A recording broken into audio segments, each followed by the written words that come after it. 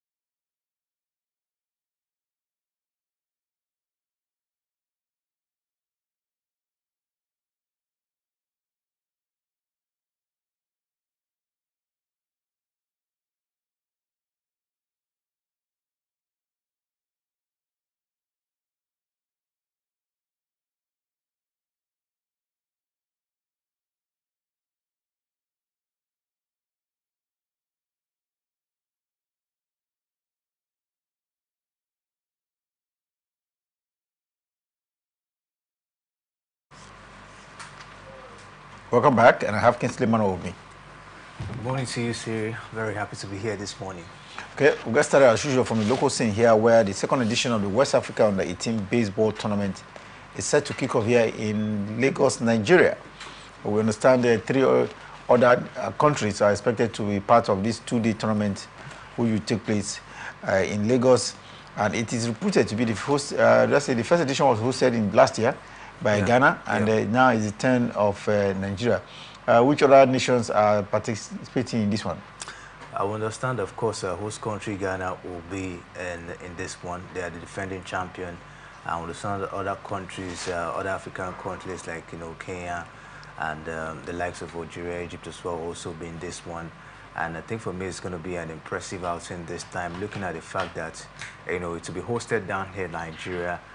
We should be looking forward to see how to make sure that, of course, we'll get this one done and dusted. Wasn't really that of a rosy outing for us last time in Ghana, but this time I think we should be able to capitalize on this, looking at the fact that Lagos, of course, Nigeria is the one hosting this one. So that home advantage, of course, should be there. Not a very popular sport, talking about baseball down here in Nigeria. I don't think we really invested more or probably capitalize more on baseball development. But I think with what we've seen so far, they should be able to see how to gather momentum to get this one done and dusted. But understand, host country Ghana, who hosted the competition last time, will be coming all out this time to defend the championship they won.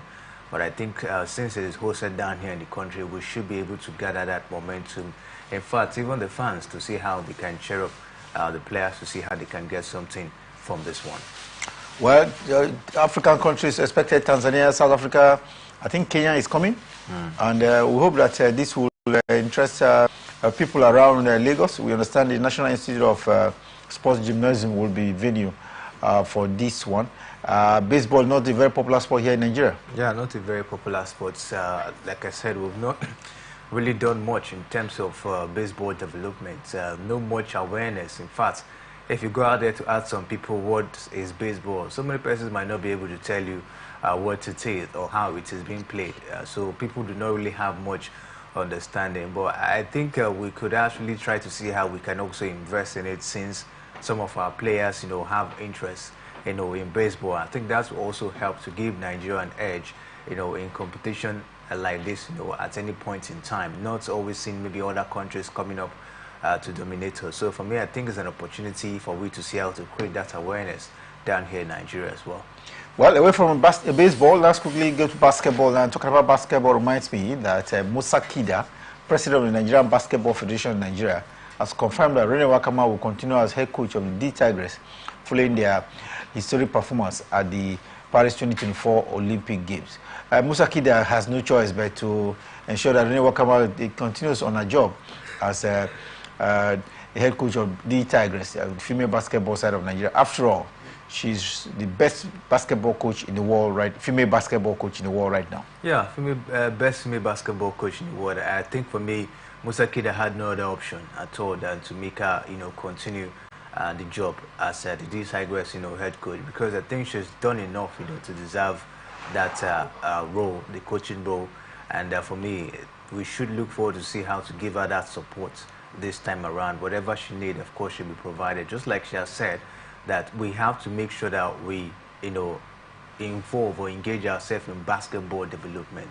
And that's what we need at this point in time. She talk about grassroots basketball development, and that's what could aid basketball down here in Nigeria. Impressive outing so far for her. We saw her last year, that was 2023, where she was being appointed 3 weeks to the Afro Basketball Championship, and she was able to lead the girls, of course, to win that particular one, making it, the fourth consecutive time the D Tigers won the Afro Basketball Championship as well. And then you talk about, outing as well. That was the second outing at the Paris Olympic Games. She was able to take out world number 3, Australia. She was able to get past Canada.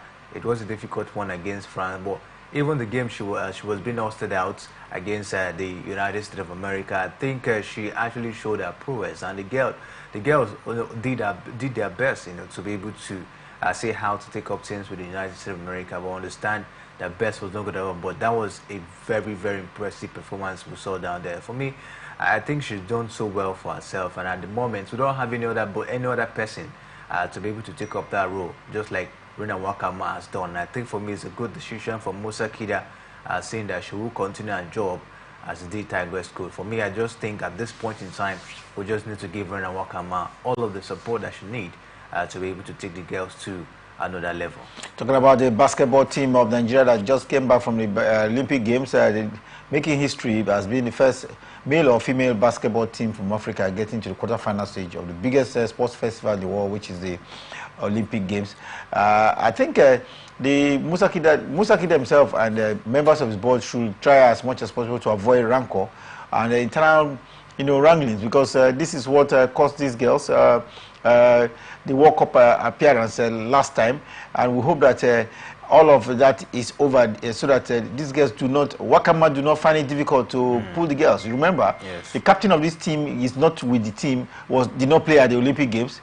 Of course, you remember the case of the Kumike sisters, who did everything, including sacrificing their personal money to come to Nigeria to play. Yet it didn't work because of the wrangling amongst the, are we over? Are these the days of wrangling within the leadership of Basketball Federation in Nigeria over? I think it looks like that, because in the past 2 years now, we've not heard much, about crisis in the Nigerian Basketball Federation. We understand in 2022 we saw the rancor, we saw the fights between Musa Kida and Iguchi Mark, fighting for the position of the president of the Basketball Federation. At the end of the day, huge thanks to Sunday Dari, who was able to mediate and was able to solve that issue, where Musa Kida, of course, was actually being given the go-ahead to be the president. Remember, there was a factional election, as at that moment. Iguchi Mark has his own election, while Musa Kida has his own election as well. So at the end of the day, for me to have the president was very difficult, but the Minister of Sport, as at then, Sunday Dari, was able to come and put, the house that Musa Kida was declared, the recognized president of the Basketball Federation. I think from then till now, we haven't really heard much, when it has to do with crisis, in the basketball down here in Nigeria. I think for me, we should look in that direction. We should continue in that same direction. That will be what will help us, of course, to be able to, put our national teams, together. It was so abysmal that the D Tigers, of course, couldn't qualify, for the Olympics. For the D Tigers of Nigeria, we saw them, putting up their impressive performance due to the brilliance of Rena Wakama. And I think what we need now to make sure that we build on this success is when the house, of course, is in order. And I believe Musa Kida, the president of the Basketball Federation, he's knowledgeable enough to know how to put this in place.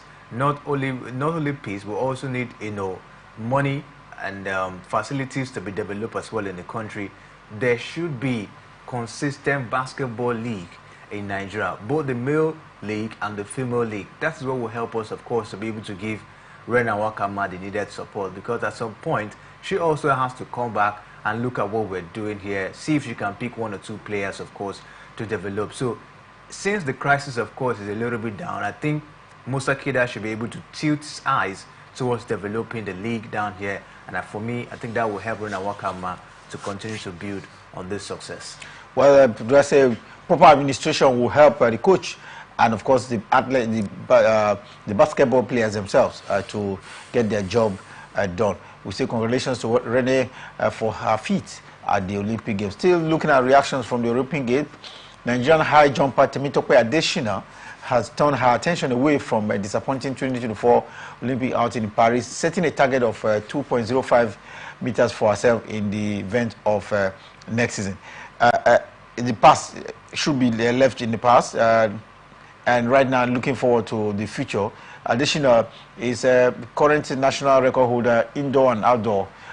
What do you expect from this lady that is trying to put the disappointment of the Olympic Games behind her? Okay, I think that is what it should be at this point. In fact, whatever happened in Paris, we should try to let everything, put everything aside. We have to focus. It was an abysmal outing, we understand, but this time I think we have to focus as a nation when it has to do with sports. For Temitope, I think it was her first time in the Olympic Games. It wasn't really a rosy one for her. If you take a look at the last time we participated in high jump in the Olympic, I think that was in 2008, and that was done by Dorin. It was a very long time. Since then, we haven't participated in high jump. It was until 2024 that we decided to take up, that event once again. And Temitope was the one who participated, for Nigeria in that particular one. So we have not done much for a very long time when it has to do with high jump. We've only been concentrating on long jump. So for me, Temitope, she just came up, and this was the first time at the Paris Olympic game. For me, I won't blame her. I think it was a very huge experience for her. She can build on this, and of course, look forward to the Los Angeles 2028 Olympic Games. And I think for me, if she can build on that and continue to work on herself, I tell you, come the next Olympic game, she'll be able to have a very, very good representation. So for me, I think we should just let whatever happened in Paris aside and focus on building ourselves for the next Olympic Games. Nigeria may not have won any medal at the just concluded Olympic Games, but I think the contingent, the team Nigeria is being, being supported to put themselves together and know that there is yet another Olympics in the next 4 years. Chika Chukwumerije is one of the ones giving hope to the very disappointed Team Nigeria contingent. He is one man who had been to the Olympics before. I think he won the bronze medal, and he knows what he's talking about. Of course, he knows what he's talking about, but saying that we should let what happened aside and focus is a very good encouragement, but we understand that some Nigerians are pained. When you take a look at the amount of money being doled out, to facilitate this particular Paris Olympic, 9 billion out of the 12 billion that was being set aside by the sport ministry, you will see that's a very huge amount of money for we to spend and then come back empty-handed. Of course, it has a way of getting down to the heart in a very, very painful way, and that's what it is. We shouldn't just say, let's forget, but let's take a look at the reality. What are those things that we didn't do right? Who of course, didn't do their job well? We have to take a look at all of this and see how to put things right ahead of the next Olympic Games. If we just say, oh, let's not be discouraged, we actually participated, it is what it is, and all of that, we'll come back and still remain the same and wait for the next Olympic game. So we should be able to put realities on ground. What are those things that we didn't do right, who didn't perform well, and all of that, and then we'll be able to know where we are heading down to the next Olympic game. It's very, very painful that we'll see countries like Uganda, Botswana, Kenya, Algeria racking up medals at the Olympic game, and the giants of Africa were nowhere to be found on the medal table. So for me, I think we should take up realities and see what we can do heading down to the next Olympics. There should be stock taking, yes, no doubt about it. And of course, those who didn't do their job needs to be punished, and those who did their job needs to be encouraged. And areas where there are lapses, improvements, I think I support Kingsley on this one, because if you just let it be what it is, then this will continue. We've been to the Olympic Games 11 now. I think this will be the 11th time we've been to the Olympic Games in the last 70 years, and we've returned back without medal. We should be improving and not retrogressing. It's really, really sad that at the 2021 Olympic Games in Tokyo, we had 2 medals at least, and this time around we didn't get any at all. After spending a lot of money, I think we have to investigate and ensure that there are people who are punished for not doing their job, especially those who didn't enter the athletes, the events that they had chances. I'm talking about stock taking here in Nigeria as the next thing. In Botswana, it is jubilation galore because the heroes of Botswana, the Olympic Games, arrived home to tens of thousands of packed stadium. And Leslie Tebogo, the man who won the 100 meters goal event, in fact, his sight was rapturous because a lot of people, both in and out of the stadium, while that motorcade came in at Gaborone, the capital of Botswana, was I must say, it was. I can't describe this moment now because people were, on bikes, on rooftops, and you could feel the excitement that something really happened. Traditional dances, and in fact, it could have been any better in terms of the mood of the country, Botswana, when the 21-year-old was seen on top of that roof of that bus, waving at fans that have come to welcome him and others that were part of the team Botswana.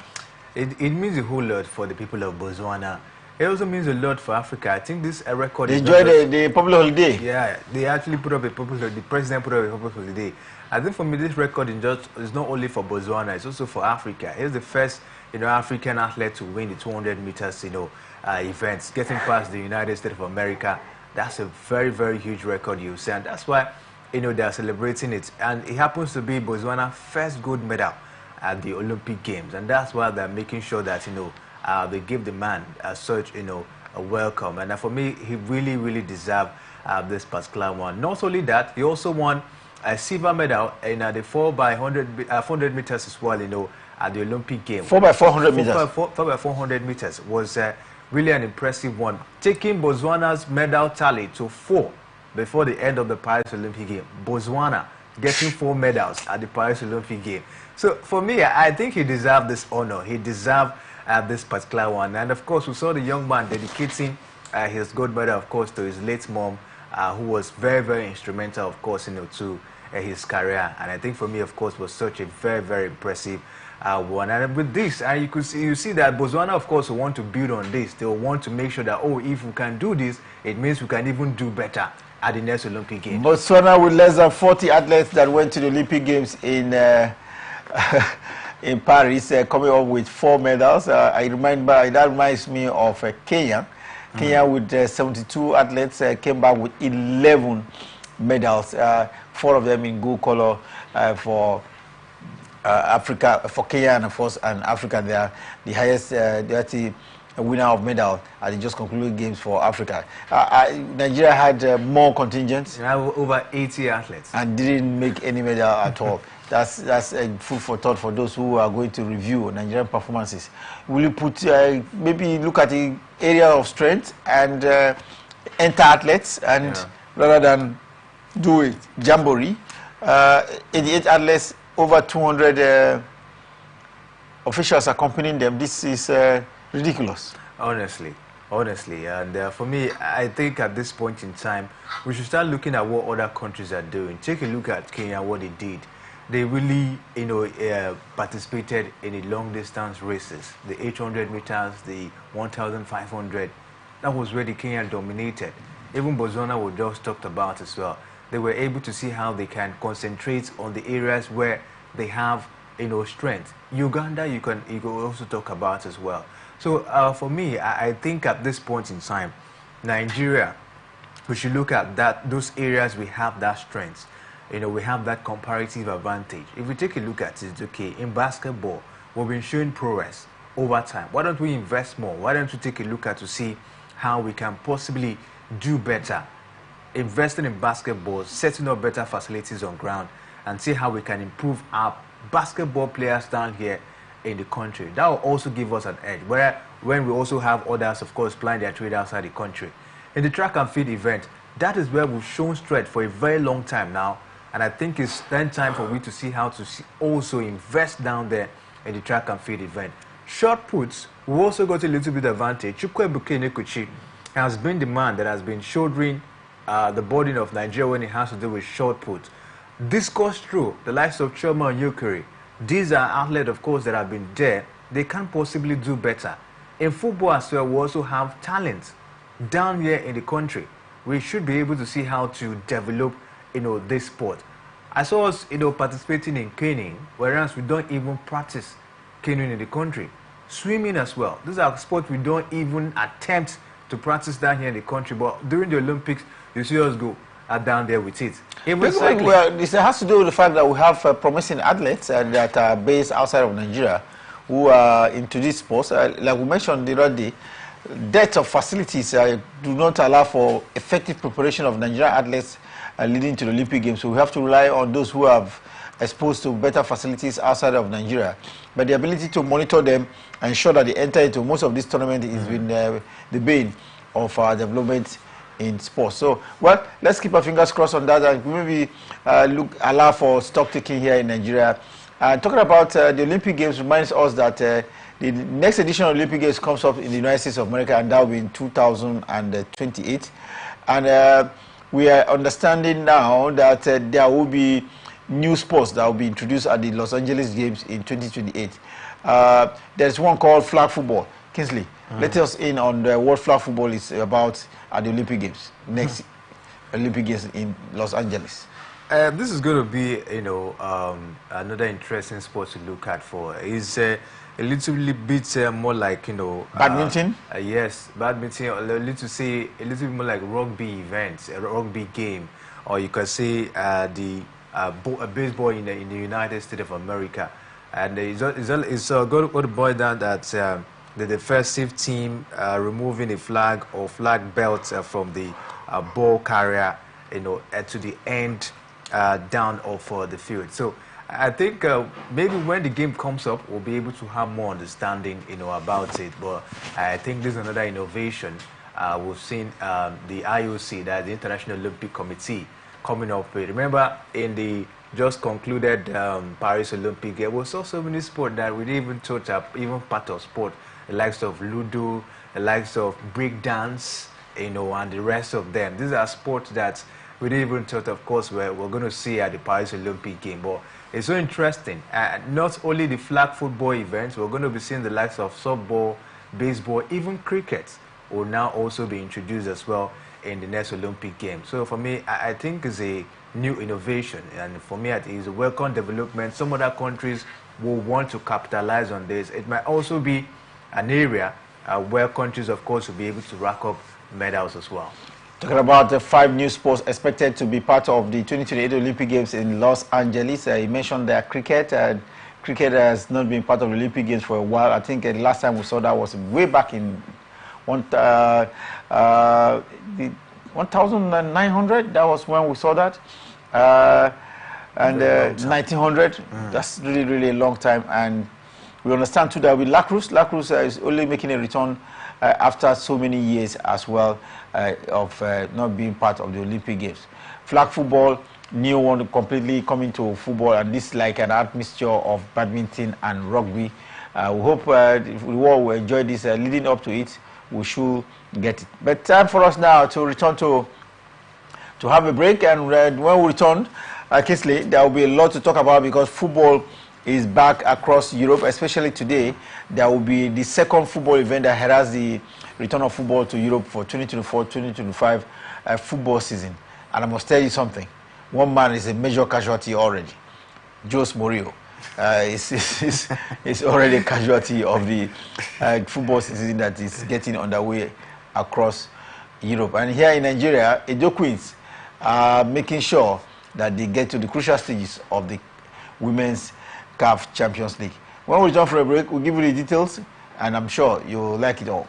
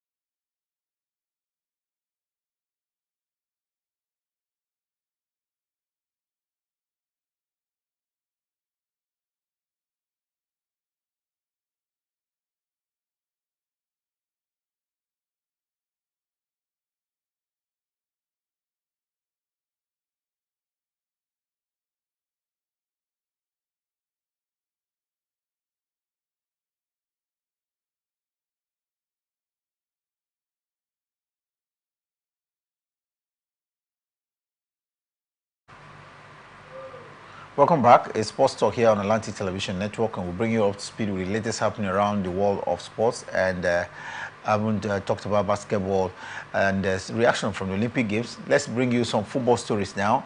And Kisley, the 2024-2025 football season is here with us. And we've seen Edo Queens try to compete at the CAF Champions League level to the point where they have won their first game. And now the governor of the state, Godwin Obaseki, has charged them to even do more in the Nigerian Women Football League and the CAF Champions League in a bid to picking up the WAFU B CAF Women's Champions League ticket as they continue their quest for the second game against Ghana's Hasakas later today. It's going to be another interesting encounter against the Hasakas ladies of Ghana. And because the Hasakas drew their first game and they are second in the group, they'll be looking forward to get a win today against Edo Queens to see how they can bounce back. But for Edo Queens, they are seated top on the group now with 3 points after winning their first encounter. That was a massive win. Massive win, 5-0 against AO of Burkina Faso in that encounter. So for me, I think it's really a very good start for Edo Queens at this point. They'll be looking forward to see how maybe to get a draw against Hasakas, of course, will be a very good result for them in this particular one. Kudos to them. I think they've done well. They started on a very good foot. We hope they can be able to maintain this momentum going forward. Good one coming from the governor, giving that moral support. And I think for me, it can absolutely go a long way in helping them get Hasakas ladies of Ghana today. Hasakas up against Do Queens, and it promises to be a thriller. In that match is coming up in Ghana? Yeah, it's coming up in Ghana and today, and I think for me, looking at that, the Hasakas will have a little bit of advantage looking at the fact that they're at home. They'll be more relaxed. In fact, probably the fans, of course, will also be there to cheer them up. But we'll hope that Edo Queens, of course, will be able to gather that momentum, especially with the support from the state governor, who will give them that morale to be able to fight hard. At least a draw will be a fantastic one for them today.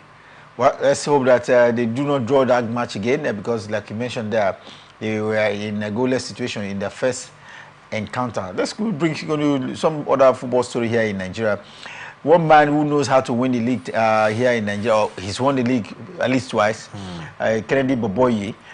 He's saying that he can lead Sunshine Stars to the title this season that gets underway in just about 2 weeks or so from now. For me, I think if that is coming from Kennedy Boboye, it could be realistic because you take a look at what the man has done so far.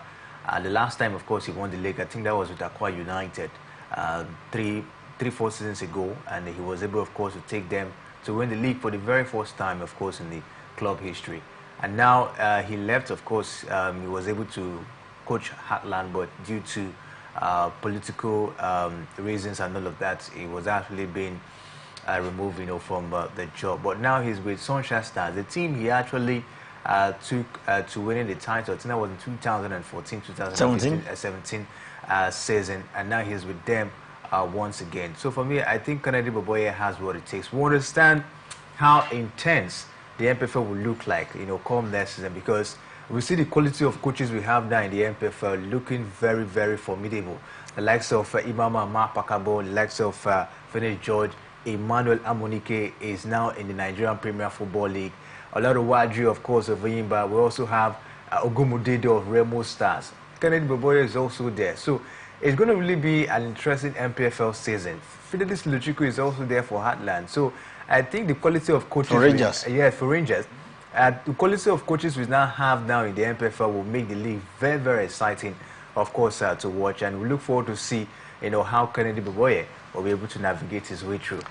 2024-2025 football season with admixture of ex-internationals and Nigerian internationals, as head coaches. We hope it will bring color and quality to the Premier League season this season, because there's a lot of expectation. Like you read out the names there, these are players who know exactly how to win the league. Mama won with Rangers, so he should know how to win with Abia Warriors as well. There's Yemi Olaruwaju for Eyimba International of Oba. Yeah, Yemi Olaruwaju just came back into the country after, undergoing, training down there in UK. And yesterday we saw the picture where, of course, he signed a contract with Enyimba Football Club, and I think for me, it's a good one. The man has learned a lot, especially from Finny the Judge, who was there, and for him now being the main coach of the team, I think is a welcome development. So far, so good. Also, how he was able to lead Enyimba Football Club, at the end of the season, talking about last season, to be able to secure a continental slot, and I think for me, it means a whole lot, and that's why Kano Nwankwo, the chairman of the side, had that little bit of confidence in him to give him, the job to be able to see what he can do with this side. I think for me, Olaruwaju is one man who is experienced now. He has that little bit of experience, and he can handle his side like Enyimba Football Club. Enyimba is a very big team, and being a manager of Enyimba, you need to up your game. And I think for me, he has paid the dues. Let's just see what the season will look like for him and Enyimba.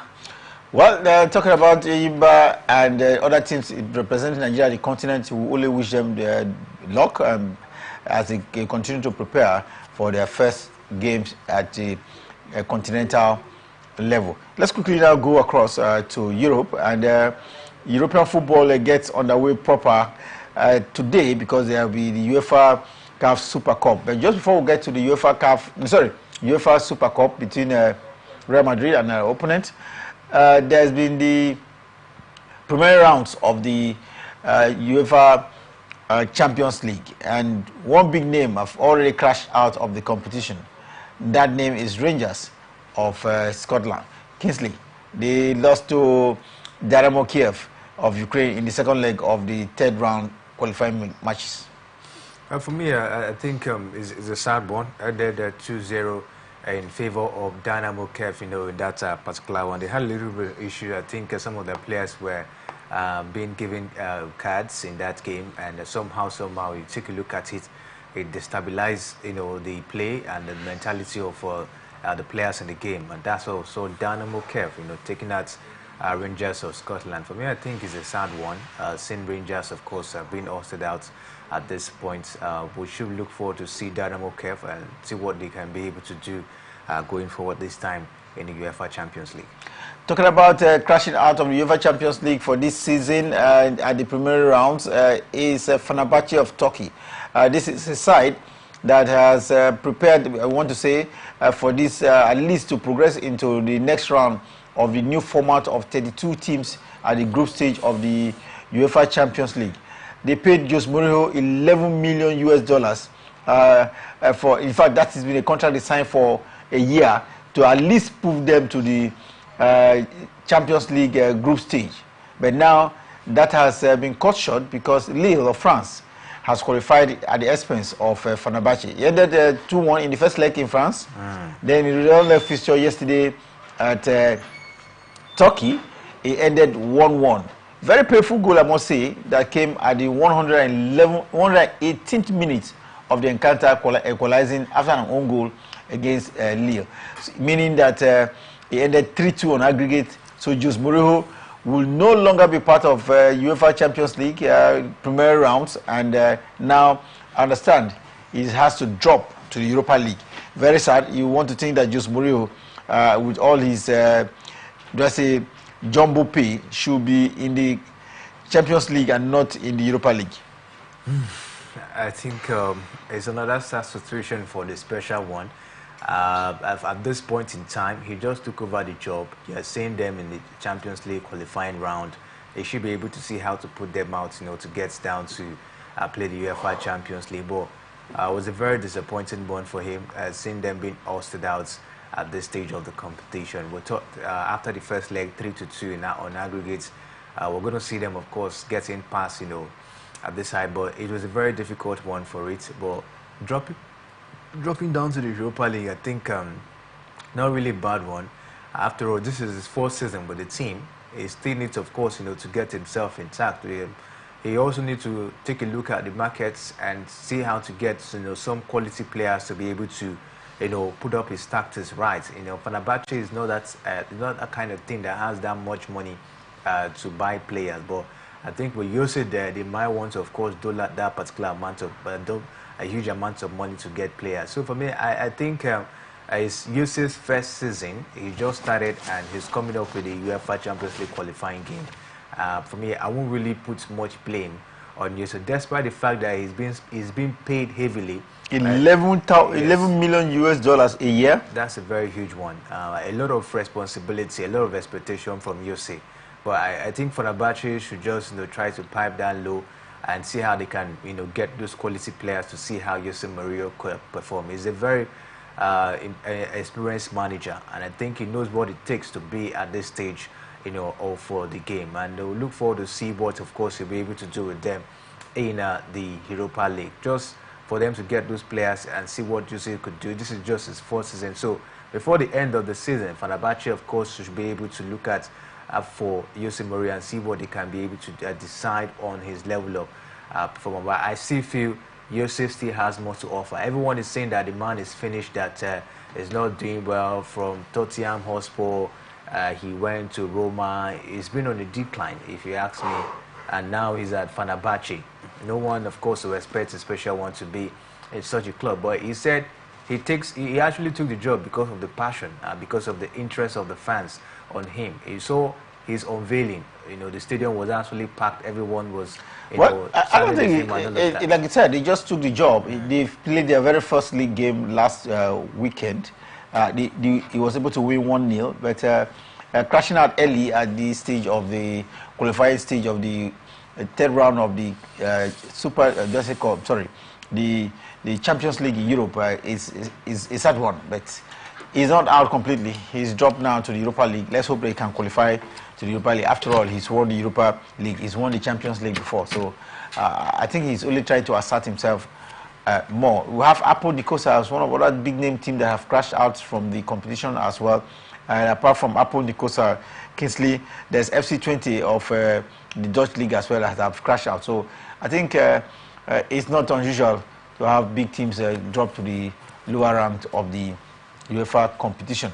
But today it's the effective opener for European football across. Yes, we saw of the Community Shield at the weekend, but for European football to get underway, the winner of the Champions League and the winner of the Europa League will be in action today. Kingsley, Atalanta versus Real Madrid. It looks like not a very balanced mix-up. You look at history between these two sides, but Atalanta seem to have what it takes to confront Real Madrid. Do you agree? Yeah, so me, I think they have what it takes to confront Real Madrid. Because of Ademola Lookman? Ademola Lookman, to say. But for me, if you take a look at the strength of both teams, you definitely want to give it up to Real Madrid. Taking a look at how star-studded they are, coming down to this season. We have the likes of Vinicius Junior, Jude Bellingham, Kylian Mbappe just joined as well. And we take a look at it, they've been very, very fantastic, over time.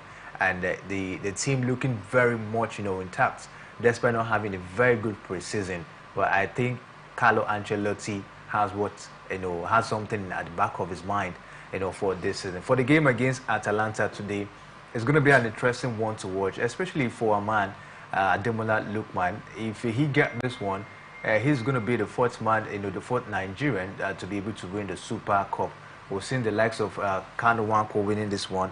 We've seen the likes of Finidi George, Celestine Babayaro, of course, winning this one. So if he wins this one, he's going to be the fourth Nigerian to win the Super Cup. And I think the man knows what is at stake, for him in this one. We saw what he did in the Europa League final last season, breaking the 51 unbeaten record of Bayern Leverkusen in that one, where he scored hat-trick in that game, putting his name in the history book. And I think Ademola Lookman knows what it means for him today if he's going to put his name in the history book once again, being the fourth Nigerian to win the Super Cup title. That would mean a whole lot for him. But against his star-studded Real Madrid side, I think for me is a tall mountain for Atalanta today. Well, a tall mountain, but it can be surmounted.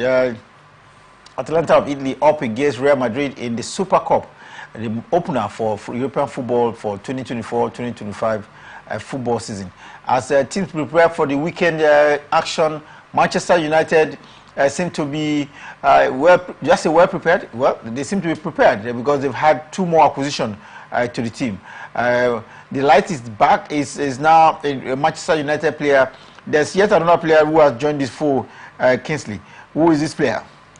Yes, we've seen the lights, of course, being back, at Manchester United. They also got another defender who also, of course, will replacing like Mazari as well. Is we heard, of course, he will replace Aaron Wan-Bissaka, who has left, of course, Manchester United. And a lot of Manchester United fans are not really happy with the fact that they have to let one of their best defender to leave. Talking about Aaron Wan-Bissaka. He's still in the Premiership in England. Yeah, still in the Premiership. So he went to West Ham. Yeah, and he's going to be playing against Manchester United this time around, and it's a very big issue for some time now, Mr. Siri. When you take a look at the defensive line of Manchester United last season, the goalkeeper Andrew Onana considered 58 goals due to poor defense, and this time around, they're not really trying as much as they can to put the defense to be formidable. The likes of Leo Viero, who came,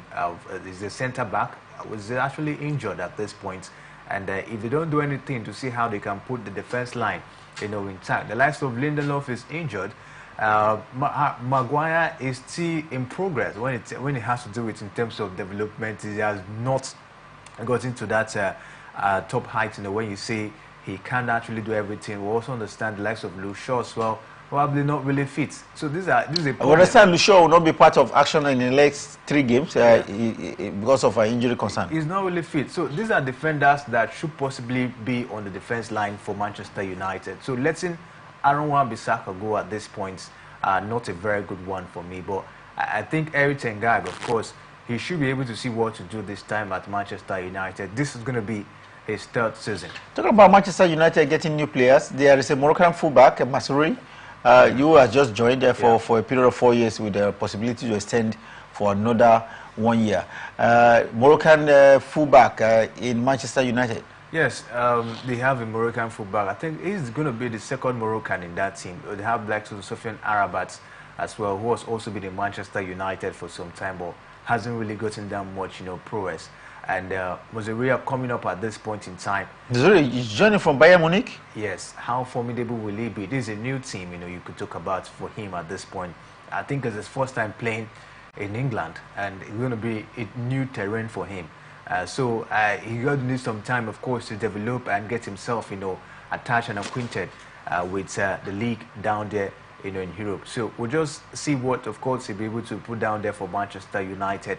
But the defensive issue at Manchester United is really, really a huge problem. Can he solve that defensive issue? He's going to be playing with the likes of, Harry Maguire and the likes of Evans, of course, down there in the back. How formidable would that defense line be for Manchester United? Andrew Onana is one man who is willing to work this time, but would the defense give him that help? Lastly, like I mentioned, he considered 58 goals, and it's very, very disheartening seeing Andrew Onana, who was very fantastic at Inter Milan, conceding huge number of goals, in his season. So for me, I think they should do everything they can to make sure that the defense line is very much formidable heading down to the season. Well, Manchester United would, of course, we've seen them bring in at least 5 players. Interestingly, just on a sad note, most of the players, at least 2 of them, would not be part of the kickoff of the season because of injury concern. But we hope they will back. But I think right now they have a defensive problem, going by the injury concerns that has plagued the team ahead of the opener, which comes up this weekend. But still looking around football stories for you, especially in Europe, we understand that Manchester City striker Haaland, captain of Arsenal, Odegaard, have been nominated for the PFA Player of the Year award. This looks like a credible nomination, Kingsley. Yeah, it's a credible one. Erling Haaland didn't do Phil much. Foden is in the squad, on the list as well. Yes. Rodri. Phil Foden is there. Rodri is there. And it's going to be a tough one down there. And Bukayo Saka also be in that mix. So for me, it's going to be a tough one. When you take a look at the performance of these players, you talk about Rodri had a very fantastic outing with Manchester City, last season. We also saw what he did in the Euro 2024 as well. And then you talk about the likes of Bukayo Saka. Yes, also was very fantastic, for Arsenal. Look at which, of course, they almost, they were at the verge of laying their hands on the title. Also, we saw him at the Euro 2024 was a very impressive player for Foden. fantastic season for him at Manchester City last season, and I tell you, it's going to be very, very difficult, of course, to decide on this one, because these players, you know, they did so well. When you take a look at their performance, you know, last season, we're looking forward to see who will get this one. Will it be Bukayo Saka? Will it be Rudy Foden? And I think the best, you know, will be given at this particular award. So let's just see how it goes. I think at the end of the day, the organizers will decide who get this one. Palmer, we understand now, will be in Chelsea for at least another 2 years. Making it 9 years. Palmer will be staying at Chelsea for 9 years, you know. He had his contract was, he had a 7-year contract already, now added 2. Now it's going to be 9. I think for me, Chelsea, they are really in the business at this point in time, because we understand we have about... Business of signing. They have about 50 players, 50 senior players, you know, at Chelsea at the moment. And for what we're getting is that we want to send some of these players on loan, and as well, maybe have to sell some of them. And the coach of the side, Enzo Maresca, is already facing selection headache, because he said he wants to trim the team to 24. And it's going to be difficult at some points, you know, in picking the player, because these are talented players, you know, you see. And already they've signed 12 players already this summer, and taking the number to 50 players. So for me, I think what Todd Bowley is doing at Chelsea, nobody understands. It's going to take time for we to really see what the man is doing. Since he came in, it's been 2 seasons now, or thereabouts. I will not been able to see or probably note what Todd Bowley has for Chelsea. He's just been hiring and firing managers. He's been buying players here and there, even without the managers, you know, decisions and all of that. So I don't really know. I just pray that the work do not get so difficult for Enzo Maresca, because it's already getting difficult when he's having selection headache at this point in time of trying to trim the team to 24, you know, as it stands. So it's really not something we understand. Maybe he's trying to avoid what UEFA are trying to come up with, you know, with the fact that, you know, at some points now that team will not be allowed to sign players for a very long time. Maybe signing a player for a 5-year deal, or maybe 6 years. You can only sign a player maybe for 2 to 3 year contract. So I think Bowley is trying to avoid that, making sure that he have a lot of players, of course, in his team and all the board. I think he should be able to see how to manage the resources he have and get something. This is unlike Roman Abramovich that comes, he hires a manager, he hires the best and tell you, what do you want? You say, okay, I need 600 million pounds or thereabout, and maybe how much you need, and he gives you, and you go out there, get the players and come with the title for him. But so this is a different administration at this point. I will hope that what Todd Bowley is doing will yield fruit at Chelsea Football Club. Well, let's begin to wrap up the show now. And but Manchester City still looks to be in trouble, Kingsley, ahead of the opener of the season. We understand they will be investigated for 115 abuse of Premier League rules. I will hope that at the end of the day, this case will be decided.